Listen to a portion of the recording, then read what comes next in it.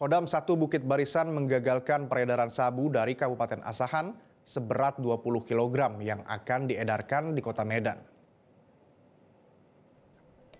20 kg sabu yang terdiri dari 20 paket dibungkus dalam plastik diamankan Detasemen Intel Kodam 1 Bukit Barisan.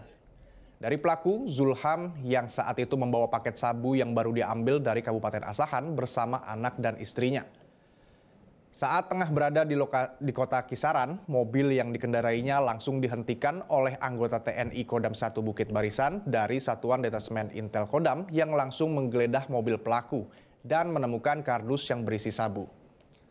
Menurut Kasdam 1 Bukit Barisan, pihaknya mendapatkan laporan dari masyarakat bahwa akan ada mobil yang membawa narkotika dalam jumlah besar.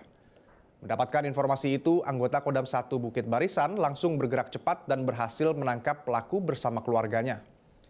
Dari keterangan pelaku, Zulham, ia sudah membawa narkotika jenis sabu ini dari Asahan ke Kota Medan sebanyak 2 kali dengan imbalan 4 juta rupiah setiap kilonya.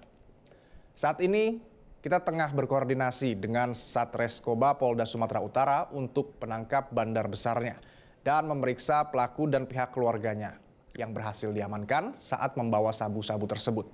Berhasil menghentikan dan memeriksa mobil dengan jenis Avanza tersebut yang di dalamnya ditemukan 20 kg jenis sabu-sabu.